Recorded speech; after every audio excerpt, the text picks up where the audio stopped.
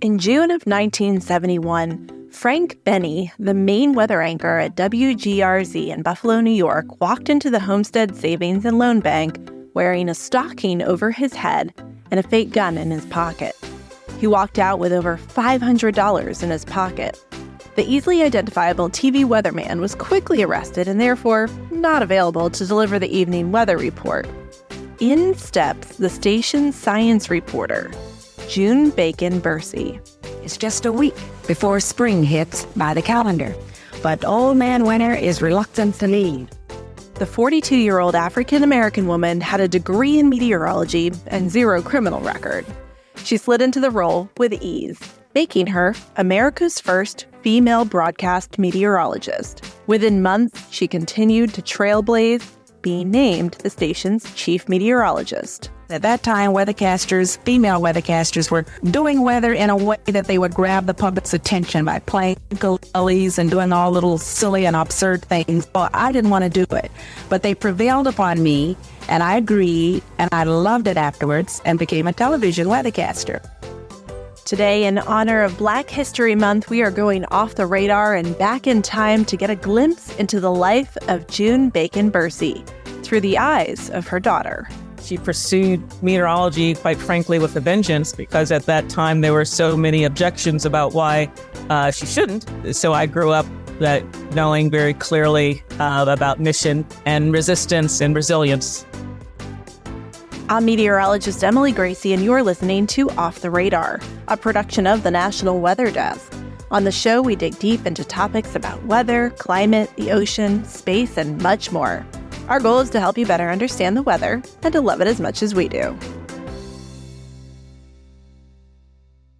Getting the smile and confidence you've been dreaming about, all from the comfort of your home, isn't a total mystery with Bite Clear Aligners.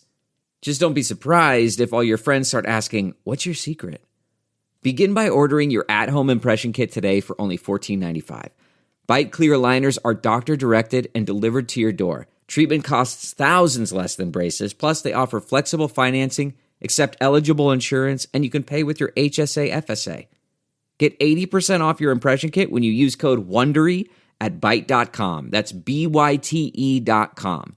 Start your confidence journey today with Byte. June Bacon-Bercey is an iconic name in the meteorology world, but perhaps lesser known to the general public. She was born in 1928 and was raised in Wichita, Kansas. She earned her bachelor's degree in meteorology from UCLA in the 50s. As a woman and a minority during this turbulent time in our country, June never faltered. And one person that lived this journey with her was her daughter, Dail St. Today, I'm talking to Dail about the life and legacy of her mother, not just as a pioneer in broadcast meteorology, but also about what it was like growing up as June's daughter. Dail and I kind of bonded when we talked. She and I both grew up with very strong, driven, scientifically minded mothers, and it clearly shaped both of our career trajectories. Please enjoy my talk with Dail St. All right, Dail St. Your mother was just an amazing trailblazer in the world of meteorology, not just for women, not just for minorities, but for all meteorologists. She was a trailblazer. So I'd love to get some background from you about her and what it was like in the early part of her career. Can you tell me about early in life and her interest in weather and how she got started becoming interested in it? Yes. Thank you for asking. And it's people ask me why I'm involved in climate tech today, which is my professional path, partly.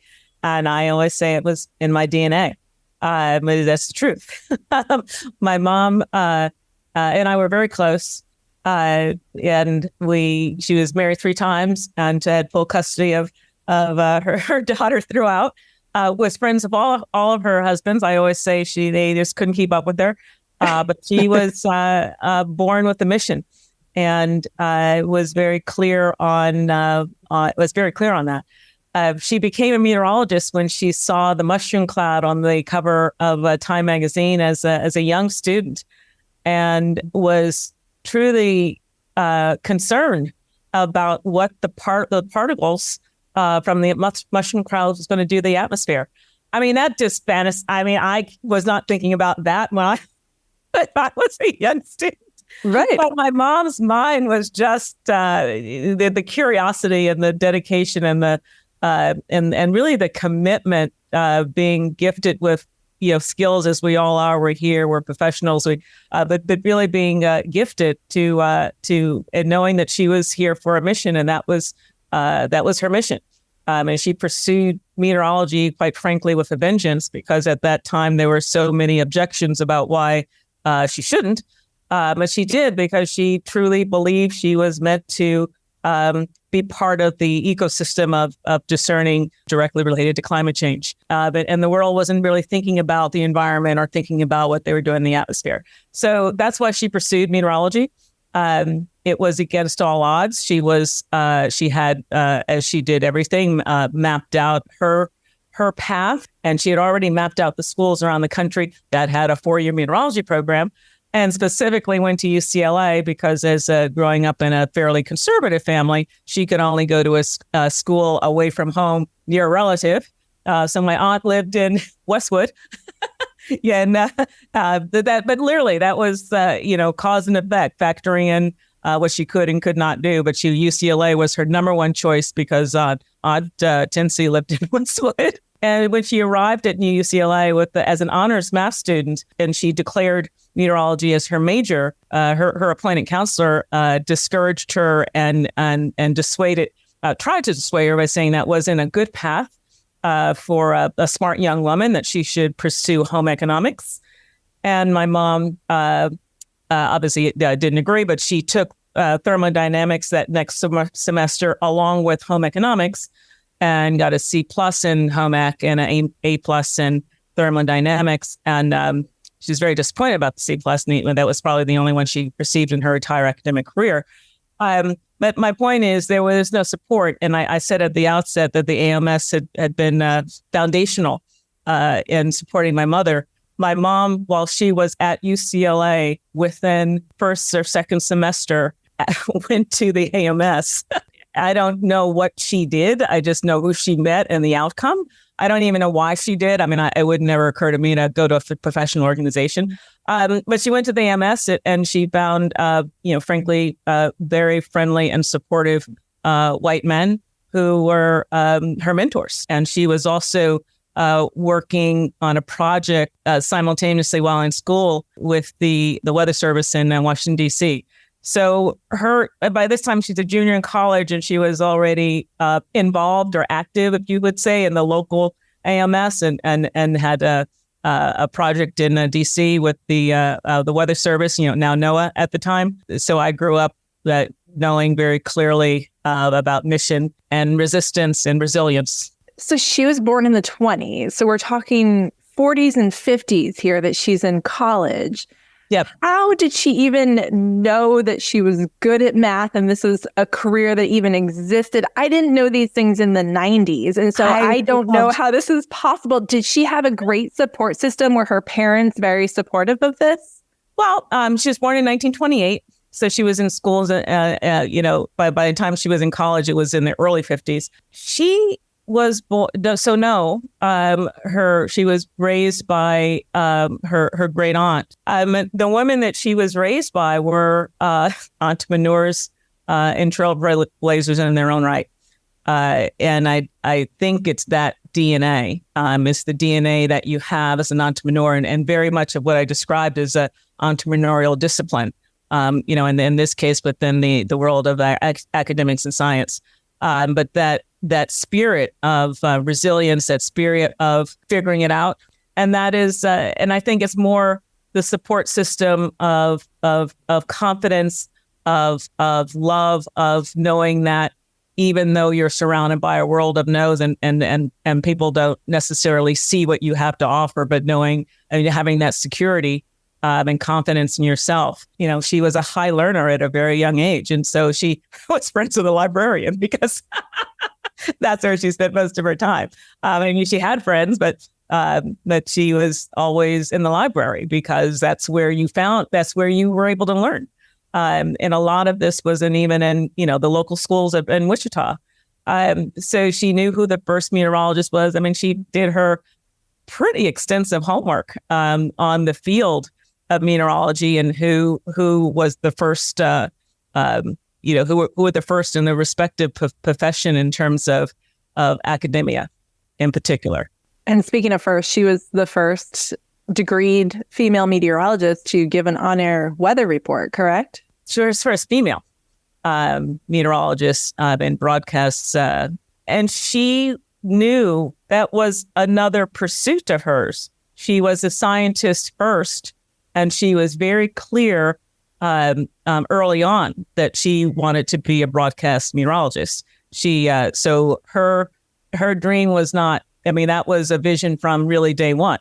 So the years as a radar meteorologist in the Atomic Energy Commission and the National Weather Service, in many ways, was training for her as she knew her next step was broadcast journalism. She took classes in journalism at night at NYU while working full-time during the day for the National Weather Service. And she did that because she was always, her number one goal was always preparedness. And there's no question, you raised that to me. She always said, chance favors the prepared mind. But we were very, very close. And I was part of her journey and part of all the no's that came back.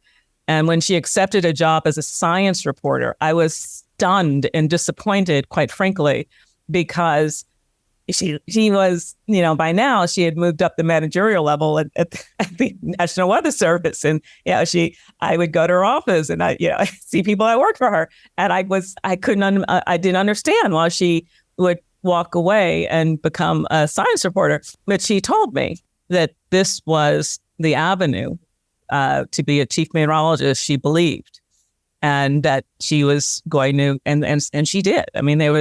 There was no question in her mind to walk away from a successful career, frankly, as a scientist in the world of broadcast journalism as a science reporter, knowing that she had more to give, and she did.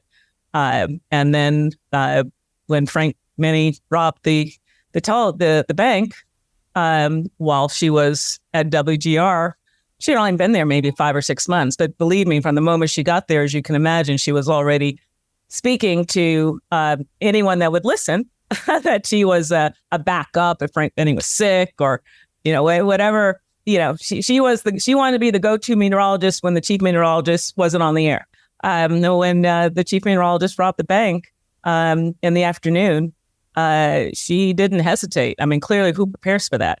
But that's, you go back to chance favors the prepared mind. It was within seconds. She was knocking on the producer's door, not only saying that she was ready to be the chief meteorologist, but saying she was ready to go on the air in 3 hours because she had always practiced.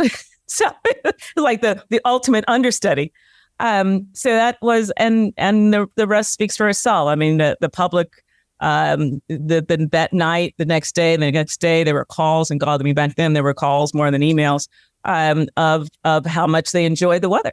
I look at this trajectory and see her path, and we don't know the how, but the result was she became the first female meteorologist in broadcast journalism, and she knew exactly what the requirements was to get, back then it was a seal of approval. And the moment she stepped in the role of chief meteorologist, she began that journey, and she began that journey with a vengeance, like she pursued everything else, because that is the highest credential by the AMS. Being regarded and honored and accepted by your peers is the ultimate for anyone in any profession. But she crossed that bridge and was really proud the day she got the seal, because for her that was validation, if you will. And that is fueled her. It fueled her to be a speaker and a supporter for other women and diverse meteorologists from all walks of life. And she really wanted to share the joy of communicating, frankly, weather and meteorology with everyone. Yeah, I was going to say, it sounds like, especially later in her career, she gave back a lot. She began teaching. She founded the AMS board on women and minorities. So was that a push you saw later in her career, this giving back and continuing to learn herself and broaden her career as she continued in her own career? It was actually during her career and later. I mean, when she was at WGR, I pursued science myself and began competing in science fairs. So in order to be with me as a mother and support my science projects, she went to the first one and she saw these students with weather projects. And there was no representation from the AMS. There were others, the American. I was in the engineering portion, so there were engineering professional societies, but not the AMS. And so she went to the AMS and shared, and so she's the one that started the AMS participating in the National Science Fairs for high school students. So it was always throughout. It was never one without the other. It was she was able to be a meteorologist and a mother. But to be able to pursue my dreams and be a mom and have her come to the science fair and see me present, and then go and meet the students that were interested in weather and space and represent the AMS. That was I guess what they call multitasking. I have a question, and tell me if this is too personal, because I grew up in a similar house. My mother was an engineer. It was very much, pressed upon the importance of this. She worked a lot of hours. She traveled a lot. And that's how I learned about STEM careers. And I was headed for an engineering path, but then discovered this amazing world of weather. And I was like, that's so much more fun. That's great. So I'm curious about having a mother that is such a huge role in the world. And is doing such important things. What is it like being just the child of that mother and perhaps not getting those home economic skills that perhaps you would have liked to have, the mother who can make cookies or be the room mother? That's a great question. No, I have no problem answering that question. That's a great question. I have very little home economic skills. There's two things. One, my mom was very clear on time and go to your strengths. We had help. We had a nanny who she said, her job was to be with me and personally, not washing my clothes, because there was just no time. Not like she can't wash clothes. It's just there wasn't time to work full time and to be present to me as a daughter, which is why we had help. And she was very clear on that. And everyone was part of the family. I mean, our housekeeper was part of our family. I was also clear on my extended family. She grew up at a time so my aunt had the first baby in Congress, Yvonne Brathwaite Burke. My mom was personal friends with Martin Luther King. My mom grew up at a time where and surrounded herself, frankly, in a world, in a network, a wider network of leaders, whether it's women or diverse men or white men, who were leaders in their own right and who had a mission. Mission-driven, mission-focused is how I was growing up. It didn't occur to me to do anything else. I mean, I knew others did other things and others had different parents and different lifestyles. What is the output of that? Well, I'm not a great cook. I'm a horrible cook. But I had a wonderful caregiver taking care of my kids. Growing up, who was and part of the criteria when you have your list, cooking was right up there on top. Because I didn't want them eating out of cans, So it's just figuring it out, knowing your mission, knowing, and part of your mission is family, and figuring out how to combine family with the work mission and honoring the skills as you have, the skills that you were born with, the fact that you pursued the career that you did, you were obviously gifted in having the skill set to do that. And we're so fortunate to have, education and having and being forthright enough and confident enough to go get the education when it was attempted to be denied. That's part of our DNA as women. Because there are so obstacles, less so today, but still exist in terms of access to education. albeit my mom was always say there's always a way. And it's not necessarily the path that you think about, but that's why being prepared was 110% what she did all the time. So it's indefensible, absolutely indefensible that she was where she was and in positions that she had. Because it's not just from an academic perspective, but skills and experience. So tell me about how it influenced you. Tell me about your education and how you went about your own career. Well, for me, I smile at you when as you were given the gift of STEM, as was I. So for me, I was pre-med. I'm a family of scientists and doctors, and my direction was pre-med. I'm grateful for that direction. So I graduated in 1982. And I got in med school early and realized after I saw the next 10 years that was not my path. And I knew I had to keep going to school. So I went to University of Chicago immediately instead of going to work, and certainly wasn't going to go home. Mom, I quit. That was for sure. And I told her I wanted to take a year off and find myself. She said, well, I could find myself between the math school and the engineering school. I said, okay, I got it. So for me, FinTech and climate tech is my primary focus. I'm a investment banker and an institutional investor, asset manager, and I'm very grateful to be in growth venture and private equity, in particular in those disciplines, working with innovation and a lot of guys. Awesome. Well, congratulations.